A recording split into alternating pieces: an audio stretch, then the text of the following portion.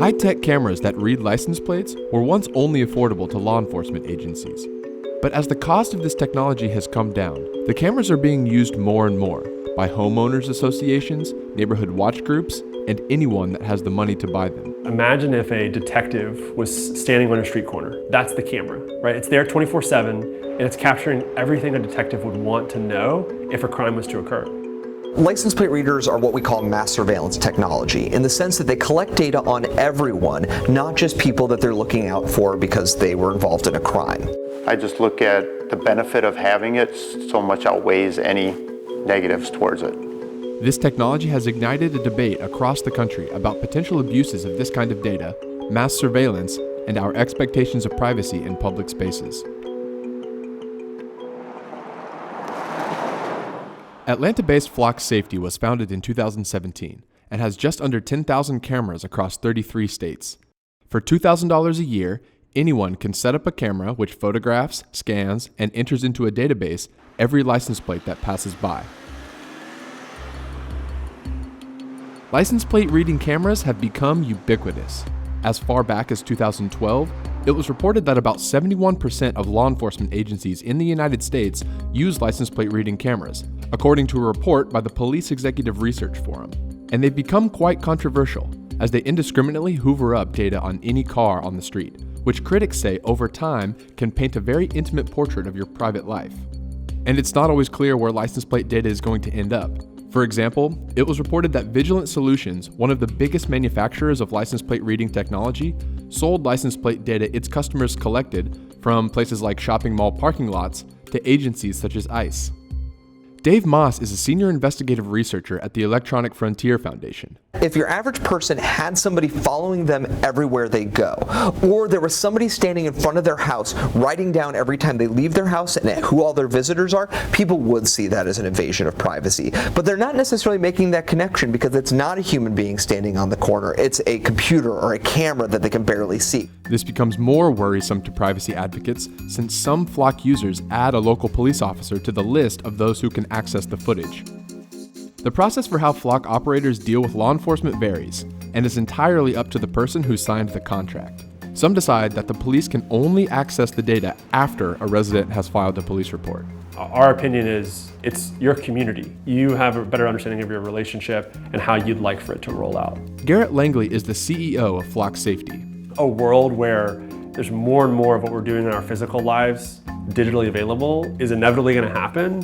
And I actually, for one, think it's our job as a technology community to lean into that and actually be on the forefront and have the ethical conversations, because if we don't, someone else will. According to Flock, its cameras are being used to investigate 5 crimes an hour across the United States, though that couldn't be independently verified by the Washington Post. Property crime in the United States has been steadily declining since 1991, according to FBI statistics, leading critics to ask if the privacy implications of this kind of technology are justified. So we've had the cameras for about 10 months now, and I've had a few instances that we had to have looked into, that we provided the police with information, that kind of stuff. Cody Strub is the point person for the Flock cameras in the Hillcrest Estates HOA in Oakland, California. His HOA has 3 cameras along a main public road through the community. The incidents we've had are usually break-ins, and they usually occur, they're not violent break-ins, they're just break-ins when someone leaves, they've watched the house, someone leaves, goes to work, they get broken in during the day.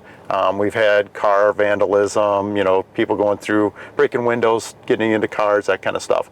So those kind of instances, we've been able to provide feedback to the police saying, here's the 10 cars that were not in the area anytime in the last 30 days, but now they've been in the area tonight, and these are when all the cars got broken into. Strub, 2 other elected board members, and an Oakland police officer have access to the footage.